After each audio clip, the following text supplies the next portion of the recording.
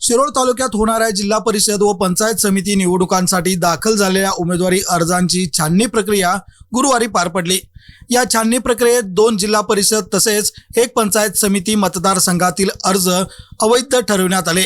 निवडणूक निर्णय अधिकारी अर्चना नष्टे व सहाय्यक निवडणूक निर्णय अधिकारी अनिल कुमार हेळकर यांच्या नेतृत्वाखाली ही छाननी प्रक्रिया शांततेत आणि नियमानुसार पूर्ण करण्यात आली।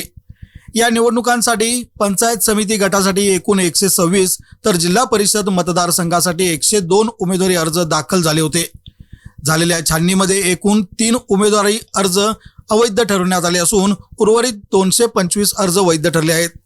अवैध ठरवण्यात आलेल्या उमेदवारी अर्जामध्ये नांदणी जिल्हा परिषद गटातून अपक्ष उमेदवार भाग्यश्री कोळी, येड्राव जिल्हा परिषद गटातून अपक्ष उमेदवार जरीना सरदार सुतार तसेच अकिवाट पंचायत समिती गटातून अपक्ष उमेदवार चंद्रकांत चव्हाण यांचा समावेश आहे। आवश्यक कागदपत्रांची पूर्तता न झाल्यामुळे हे अर्ज अवैध ठरवण्यात आल्याची माहिती निवडणूक निर्णय अधिकारी अर्चना नष्टे व सहाय्यक निवडणूक निर्णय अधिकारी अनिल कुमार हेळकर यांनी दिली।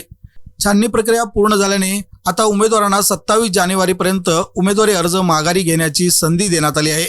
याच दिवशी दुपारी अंतिम उमेदवारांना निवडणूक चिन्हांचे वाटप करण्यात येणार आहे। 5 फेब्रुवारी रोजी मतदान होणार असून 7 फेब्रुवारी रोजी मतमोजणीची प्रक्रिया पार पडणार आहे। छाननीत फार कमी अर्ज बाद झाल्याने बहुतांश उमेदवार निवडणूक रिंगणात कायम राहिले आहेत।